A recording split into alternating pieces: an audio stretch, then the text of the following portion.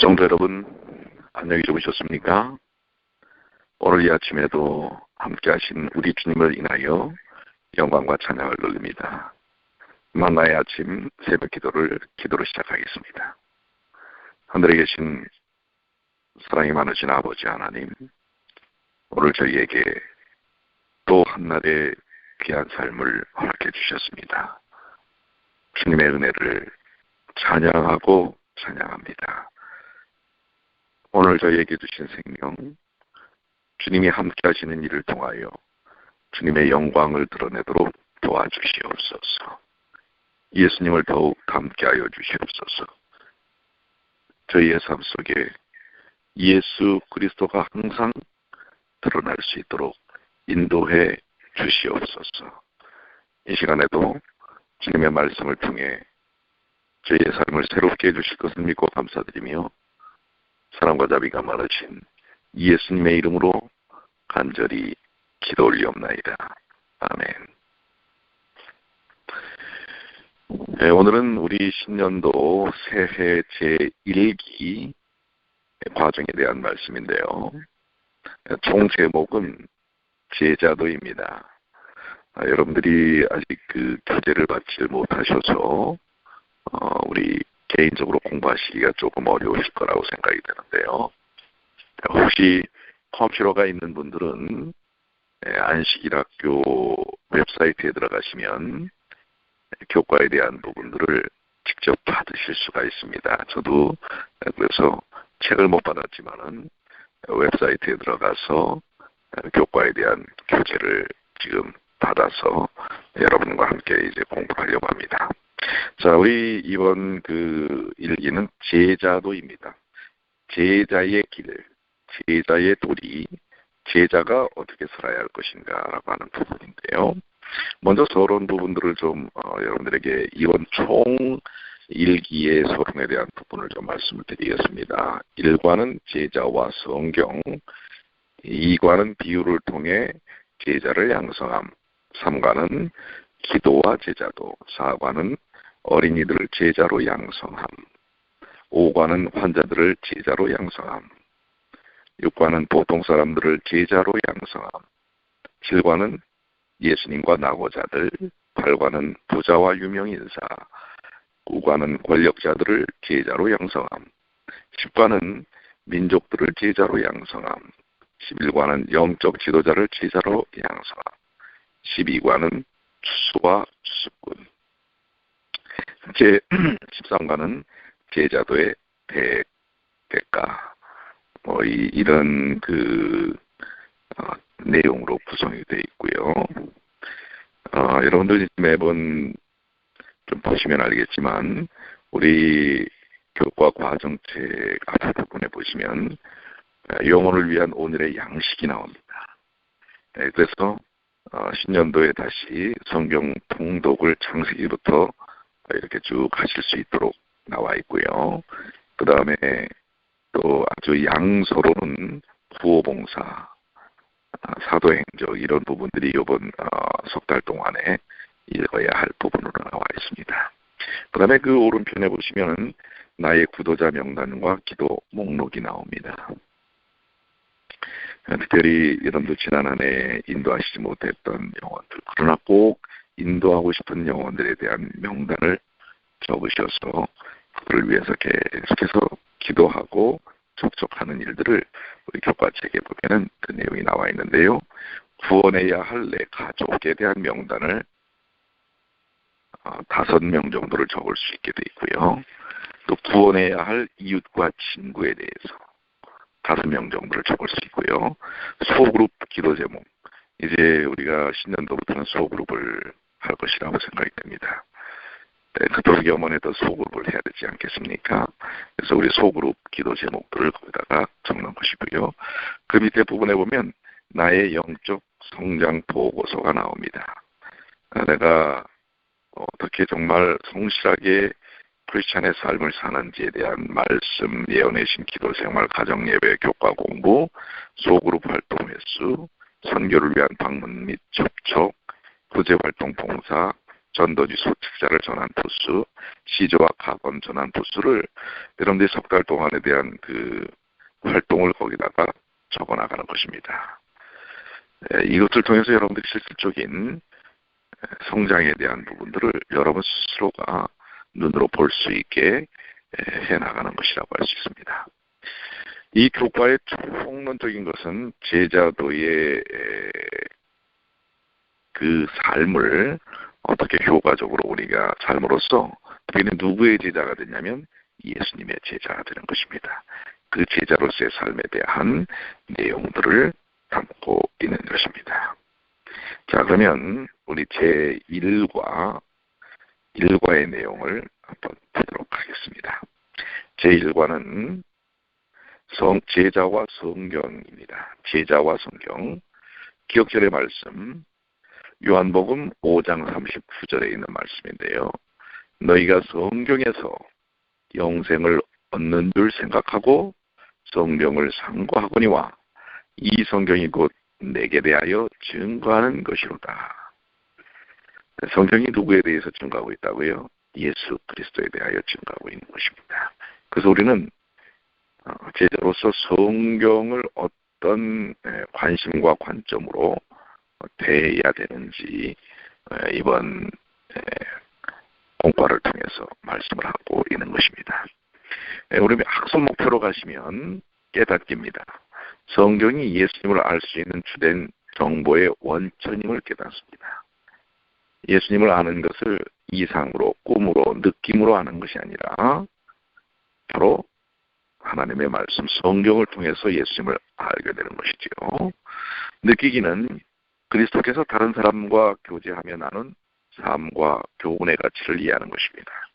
예수님이 친히 다른 사람들과 어떻게 교제를 했고 또 그 귀한 삶을 나누셨는지를 그 성경을 통해서 우리가 깨닫는 것입니다.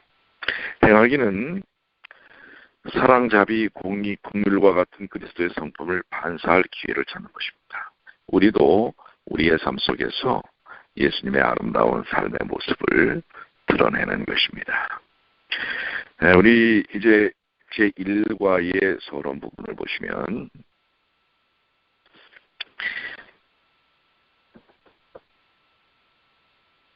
여기 그 영국인 테리 헐버트라는 사람의 예를 드는데요. 밭에서 금으로 입힌 앵글로색슨족의 무늬와 은가공품을 발견을 했습니다. 그 시가가 자그만치 500만 달러에 좋게 넘는 가치였지요. 흙과 돌 쓰레기를 뒤지면서 땅속에 숨겨진 보물을 찾는 사람처럼 우리도 가치 없는 것들이 우리를 압도하거나 진정한 하늘의 보화이신 예수 그리스도를 가리지 못하도록 주의해야 합니다.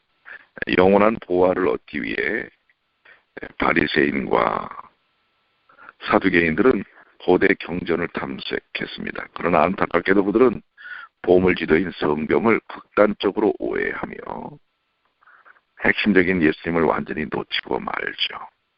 음으로 양으로 예수님은 제자도에 성경을 포함시키셨습니다. 왜냐하면 궁극적인 도움을 찾기는 그분을 가리키는 예언서의 뿌리를 두고 있기 때문에 그렇습니다. 예수님을 놓치는 것은 곧 목표를 잃는 것과 같습니다. 따라서 제자도에 임하는 우리의 노력은 오직 예수님과 그분이 우리를 위해 행하시는 일에 관한 것이어야 한다는 사실을 우리는 이해해야 합니다. 자, 우리 첫째 날 일요일입니다. 예수님과 성경입니다. 밑으로 내려가시면 교훈이죠. 예수님은 시험을 이기고 자신을 계시하기 위하여 성경을 폭넓게 사용하셨으며 말씀을 바탕으로 살아가는 모범을 보이셨다. 예수님의 삶의 기초가 말씀에 놓여 있었다는 사실입니다. 예수님은 모든 우리 그리스도인들의 모본이시죠. 따라서 성경에 대한 그분의 충실도는 단지 잠깐 관심을 일으킬 문제가 아니라 깊이 우리가 깨닫고 배워야 할 것이라고 하는 것입니다. 누가복음 4장 1절로 12절 16절로 21절에 보시면 특별히 누가복음 4장 4절에 예수께서 대답하시되 기록된 바 사람이 떡으로만 살 것이 아니요라고 말씀하셨습니다. 이 말씀에 미뤄볼 때 성경에 대한 그리스도의 태도는 어떠했습니까? 이 광야에서 시험을 당하신 사건을 보면 예수님은 사탄의 도전과 제안을 모두 성경을 인용하여 물리치셨습니다. 광야에서는 모세에 그래서 성경을 인용했지만 다른 곳에서는 구약 성경의 다른 부분에서도 말씀을 인용하셨습니다. 분명 그리스도께서는 성경에 대하여 폭넓은 지식이 있음을 보여주신 것입니다. 그리스도께서 성경을 유혹을 이기고 개인의 경건을 얻기 위한 것 외에 다른 어떤 면으로 사용하셨습니까? 예수님은 성경이 자신을 가리키고 있다고 인식하셨습니다. 누가복음 4장 16절 30절에 기록된 회당 방문 기사에서 예수님은 이사야서를 인용하면서 그 글에서 억눌린 자를 놓아주고 자유를 선포하는 기름 부음 받은 종이 본인 자신이라고 선언하셨습니다. 예수님은 자신이 메시아이심을 그 예언이 성취되었다는 사실을 보여주고 계십니다. 예수님은 성경이 자신을 가리킨다고 이해하셨을 뿐만 아니라 사역 초기부터 성경을 활용하여 다른 사람들이 자신을 주목하도록 하셨다고 하는 사실입니다. 묵상입니다. 여러분은 성경 지식을 어떤 것에 사용합니까? 실질적으로 삶의 어떤 부분에다가 성경을 사용하시는지 묵상을 해보시고요. 적용입니다. 성경 말씀을 매일의 삶에 적용하려면 여러분이 어떻게 시도하는 일이 필요할까요? 한번 적용해 보시고요. 자, 우리 둘째 날입니다. 성경의 권위입니다. 교훈은요, 예수님께서 성경은 최고의 권위를 의미하였습니다. 성경이 최고의 권위가 있다고 하는 사실을 얘기하고 계시고요. 따라서 우리도 성경의 권위를 높이고 그 말씀에 순종해야 하는 것입니다. 우리 마태복음 5장 17절에 보시면 내가 율법이나 선지자를 폐하러 온 줄로 생각하지 말라. 폐하러 온 것이 아니요 완전하게 하려 함이라. 이 말씀에 따르면 예수님은 성경을 어떤 관점으로 보셨습니까? 예수님은 종교적인 권위자들과 논쟁을 벌일 때 추상적인 철학이나 개인적인 권위가 아닌 오직 성경의 가르침에 의존하였죠. 옳고 그름을 판가름할 때도 그분의 주장은 성경에 기초했습니다.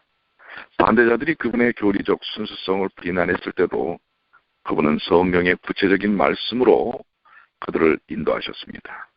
심지어 실천적인 문제를 판단할 때도 예수님은 청중에게 하나님의 계시를 언급한 것입니다.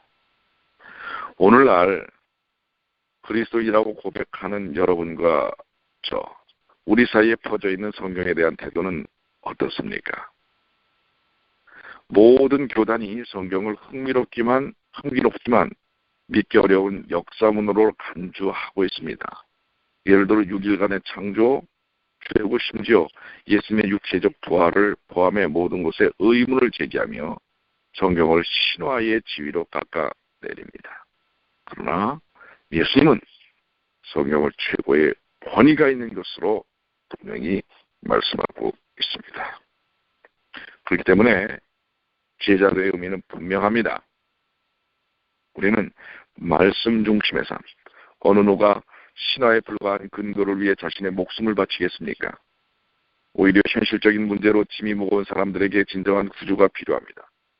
그렇지 않으면 조금 색이 바랜 보아이든 멀리서 보면 깜짝 속겠지만 자세히 보면 버려야 할 금색 플라스틱 주화와 같은 가짜와 같은 것일 것입니다. 유일하게 안전한 길은 예수님의 모본을 따라 성경을 높이고 소중히 여기며 그 말씀에 순종하는 것입니다. 묵상입니다. 여러분의 삶에서 성경을 얼마나 권위를 인정하십니까? 권위를 높이는 삶을 사십니까? 여러분 진정 성경이 여러분의 삶을 완전히 변화시킬 만한 능력이 있음을 인정하십니까? 한번 여러분들 묵상해 보시길 바라고요. 적용입니다. 말씀이 여러분의 일과의 판단과 가치에서 우선순위에 있는지 한번 점검해 보시길 바랍니다. 말씀이 여러분의 삶의 중심인가? 최우선순위인가? 아니면 뒷전으로 밀려 있는가? 한번 여러분들 삶을 통해서 정리해 보시길 바라고요. 셋째 날입니다. 공적 선언입니다. 교훈으로 내려가시면 예수 그리스도가 빠진 성경 이해는 진리에서 벗어날 수밖에 없다고 하는 것입니다. 우리가 예수님을 영접할 때 심령은 변화되며 도덕적 표준은 더욱 높아집니다. 마태복음 5장 27절로 28절에 또 간음하지 말라 하였다는 것을 너희가 들었으나 나는 너희에게 이르노니라고 말씀하고 계십니다. 예수님은 공적인 사업에 성경을 어떻게 활용을 하셨습니까? 성경을 대하는 이스라엘 백성의 일반적인 태도는 확실히 매우 율법적이었습니다. 그들은 성경을 규범과 윤리적 지침으로 보았습니다. 옳은 행동은 영원한 복락을 누리기 위한 대가로 취급되었습니다. 그러나 예수님은 그들의 율법적인 관념을 뒤엎고 외적인 통제 체제를 마음에 기초한 신앙으로 대체했습니다. 형식이 아니라 삶의 근본적인 것이라는 것을 말씀하고 있는 것입니다. 예수님은 여러 자리에서 사람을 자신에게로 이끄셨는데 그 가운데는 공적인 자리도 포함됩니다. 그리스도의 공적 선언, 그런 그 공식적이고 공적인 자리에서 성경은 현저한 역할을 담당하는 것을 볼 수가 있습니다. 모든 진리의 핵심, 기별의 핵심이 성경을 기초로 하신 것입니다. 도덕적인 완전을 얻기 위해 분주한 바리새인들과는 달리 예수님은 이 어떤 치유책을 사용하셨습니까? 예수님은 치유책으로서 자신을 구주로 영접하도록 백성들을 부르셨습니다. 예수님이 우리의 마음을 통제하실 때 우리의 행동 기준은 낮아지지 않고 오히려 높아집니다. 그리스도 중심의 신앙은 심령의 변화에 뿌리를 둡니다. 그리고 윤리적 행동은 변화된 심령에서 비롯되는 것입니다. 자, 우리 그리스도 중심의 신앙, 이것이 오늘 우리 제자들, 우리 삶에서 매우 필요한 것입니다. 우리의 삶 속에 예수님께서 중심이 되시지 않으면 우리는 변화를 경험하지 못한다는 사실입니다. 그렇기 때문에 우리는 우리의 삶의 중심에 겉으로 나타나는 형식적인 것이 아니라 우리의 삶의 중심에 주님을 두어야 합니다. 그분이 우리를 변화시키시는 것입니다. 묵상입니다. 여러분은 말씀에 충실하기 위해 다른 사람과 마찰을 벌인 적이 있습니까? 이 간혹 신자들 중에 말씀의 교훈에서 다소곳난 선택을 하는 경우가 있습니다. 그것이 자신뿐만 아니라 전체에게 해를 미치는 선택일 경우에 우리의 마음이 편치 않습니다. 하지만 누군가 그것을 공개적으로 비난하고 위화감을 조성하는 행동을 한다면 그것은 훨씬 더 우리의 마음을 불편하게 할 것입니다. 이게 무슨 얘기입니까? 우리는 우리가 갖고 있는 기준에 의해서 다른 사람들을 평가합니다. 때로는 그것이 옳을 수도 있습니다. 말씀에 기인할 수도 있습니다. 그래서 그것을 지적합니다. 근데 그것은 온당한 그리스도인의 모습이 아니라고 하는 것입니다. 내가 아무리 옳아도 그것을 공개적으로나 상대가 받아들일 수 없는 상황에서 지적하는 것은 적절한 그리스도인의 모습이 아니라고 하는 것입니다. 그것은 자칫 인간적 마찰을 일으킬 수 있다고 하는 것을 여기서 이야기하고 있습니다. 적용입니다. 진정으로 말씀에 충실한 신앙인의 특징이 무엇인지 보시길 바랍니다. 말씀의 능력은 나를 변화시키는 것입니다. 다른 사람을 변화시키려고 하는 것이 아닙니다. 사람을 변화시키는 복음이란 오늘 나에게 적용을 시켜야 한다는 사실입니다. 우리는 그러나 나를 대외시키고 다른 사람들에게 그것을 자꾸 적용시키고 강요하는 경우들이 있습니다. 그것은 능력이 되지 못합니다. 오히려 불화의 요인이 된다고 하는 사실을 기억하시게 되길 바랍니다. 넷째 날입니다. 개인 봉사인데요. 교훈으로 내려가시면 예수님은 개인을 만나 훈련시키기 위해 기적을 일으키시기보다 성경을 가르치고 설명하셨으며 믿음의 가장 확실한 증거로 성경을 제시하셨습니다. 예수님께서 능력이 없으셔서 기적을 베푸시지 않는 게 아닙니다. 기적도 베푸셨지요. 그러나 그 사람을 훈련시키기 위해서 기적을 사용하시기보다는 말씀의 능력을 보여주셨습니다. 기적을 본 사람들은 결국 또 떨어지고 좌절하고 말았습니다. 예수님이 십자가에 달릴 때 기적을 본 사람들 다 떨어져 나갔습니다. 그러나 결국 예수님의 제자들이 제자로서의 삶을 능력 있게 할 수 있었던 것은 부활하신 후 40일 동안 그들이 말씀을 다시 한번 체계적으로 공부했기 때문에 그들은 마가의 다락방에서의 놀라운 성령 충만의 역사를 경험하게 되는 것입니다. 누가복음 24장 27절에 이에 모세와 모든 선지자의 글로 시작하여 모든 성경에 쓴 바 자기에 관한 것을 자세히 설명하십니다. 자신을 설명하실 때에 하나님의 말씀을 통하여 자세히 설명하는 것을 봅니다. 예수님은 제자를 훈련시키는 그분의 소명과 관련하여 자주 성경을 인용하셨습니다. 왜 우리가 성경을 연구해야 되는지 여러분들 아시겠습니까? 이는 그분의 권위와 신뢰성이 단지 개인의 카리스마가 아닌 성경에 있었다는 그 사실을 강하게 암시합니다. 이러한 사실은 특히 엠마오로 가던 두 제자와 동행하면서 성경을 사용하신 방법에서 확연하게 드러납니다. 그래서 우리가 셀에서 또 안경활동반에서 가정에서 예배를 통하여 우리가 하나님의 말씀을 통해 예수님을 바라보는 일은 매우 중요한 것입니다. 말씀은 여러분의 삶을 얼마나 뜨겁게 변화시킵니까? 우리가 겸손한 심령으로 이 성경을 연구할 때 성경에 펼쳐진 단순함 속에서 진리를 바로 붙잡을 때 그것을 사실과 진리로 믿을 때 심령은 뜨거워질 것입니다. 그것은 하나님의 사랑으로 점화되어 마음으로부터 우리는 마음속에서 마음이 뜨겁지 않냐라고 엠마오로 가는 제자들의 고백처럼 말할 수 있습니다. 우리는 그것을 계속해서 할 것입니다.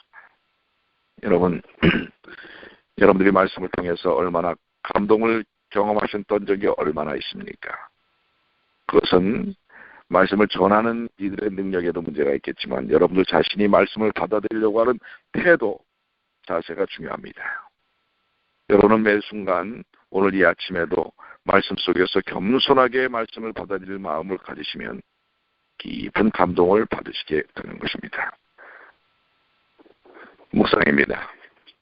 말씀은 그대의 삶을 얼마나 뜨겁게 변화시킵니까? 한번 좀 언제였던가, 지금도 그런가? 만약에 아니면 왜 아닌가? 왜 안 되는가? 깊이 묵상해 보시게 되기를 바랍니다. 적용입니다. 여러분의 신앙 열정이 식어 있다면 여러분에게 가장 먼저 무엇이 필요할까요? 삶을 통해 적용해 보시게 되길 바랍니다. 다섯째 날 목요일입니다.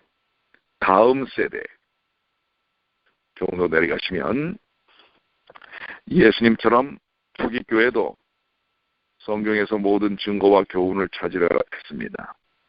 성경을 대한 우리의 태도도 그와 같아야 합니다. 모든 증거와 교훈을 성경에서 찾으려고 했다고 하는 것입니다. 사도행전 1장 16절 형제들아 성령이 다윗의 입을 통하여 미리 말씀하신 성경이 응하였으니 초기 기독교 기자들은 기록한 사람들은 성경을 사용하여 나사렛 예수의 메시아적 신분을 입증하였습니다. 그렇게 함으로 그들은 기독교가 구약 성경을 통해 나타난 하나님의 자기 계시와 불가분의 관계임을 고백합니다. 예수님 자신도 그 거룩한 기록에 호소하였습니다. 그래서 그분의 제자들도 그렇게 했던 것입니다. 개인적인 경험과 이적에 호소하는 방법, 그리고 그리스도를 증언하는 다른 방식도 중요하고 각각의 역할이 있지만 분명 예수님을 증언하는 가장 중요한 방법으로 성경을 대체할 수 있는 것은 없는 것입니다. 예수님을 증거하는 가장 중요한 방법은 바로 성경이라고 하는 사실을 이야기하고 있는 것입니다. 여러분이 지금 성경에서 지침을 찾아야 할 문제는 무엇입니까? 초기 기독교가 물려준 가장 큰 전통은 성경 중심적인 신앙입니다. 그들은 인간 권위에 기초를 둔 전통이 아닌 성경의 권위에 기초를 둔 신앙 전통을 세웠습니다. 그러나 성경이 아닌 인간의 전통을 따르기 시작하면서 우리의 경험이 이런데 우리는 예전에 이렇게 했는데 이런 것을 따르기 시작하면서 교회는 하나님에게서 멀어지고 영적으로 타락했습니다. 마찬가지로 우리도 성경에서 목적과 이유를 찾을 수 없는 세상의 가치를 추구한다면 영적인 쇠퇴를 피할 수 없을 것입니다.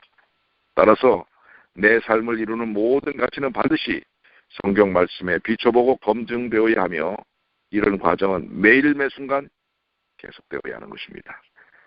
여러분의 삶의 중심이 말씀이 되어야 한다는 사실을 분명히 보여주고 있는 것입니다. 이번 한 주 동안의 교과의 내용들을 살피시면서 모든 사역의 중심, 신앙의 중심이 성경이 되어야 한다는 사실, 이것이 결론입니다. 예수님 사역의 중심에 성경이 있었고요. 초기 기독교 사역의 중심에도 성경이 있었습니다. 우리의 예수제자 사역의 중심에도 무엇이 있어야 할까요? 무엇이죠? 성경이 있어야 한다는 사실을 기억하시게 되길 바랍니다. 전체적인 우리 과의 결론을 말씀을 드리면요. 예수님의 사역에 미치는 지속적인 능력은 그분의 말씀과 이적뿐만 아니라 오늘날 그분의 제자들 삶 가운데서도 나타나는 것입니다.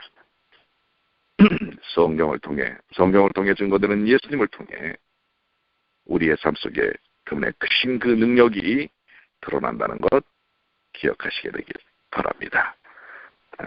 이 주어진 말씀들이 우리의 삶 속에서 놀라운 영적 변화를 경험케 하게 되기를 간절히 축원합니다. 우리 주님의 모든 자녀들의 삶 속에 성경이 정말 삶의 중심 속에 이렇게 자리 잡는 그러한 삶을 사시게 되길 바랍니다. 기도하시겠습니다. 하늘에 계신 사랑이 많으신 아버지 하나님, 제자와 성경, 예수님과 성경에서 우리는 예수님을 발견해야 합니다. 예수님을 경험해야 합니다. 예수님이 증거되어야 합니다. 우리의 삶의 모든 문제들이 성경 속에서 해결되어져야 합니다. 성경 속에서 문제의 근원, 해결책을 찾아야 합니다. 성경이 우리의 삶의 중심이 되게 하여 주시옵소서.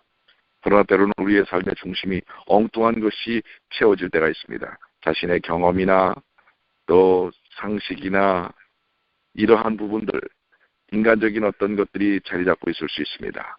아버지 하나님, 특별히 그리스도인으로서의 삶의 사역의 중심이 성경이 되고 성경이 주장하는 예수 그리스도가 될 수 있도록 도와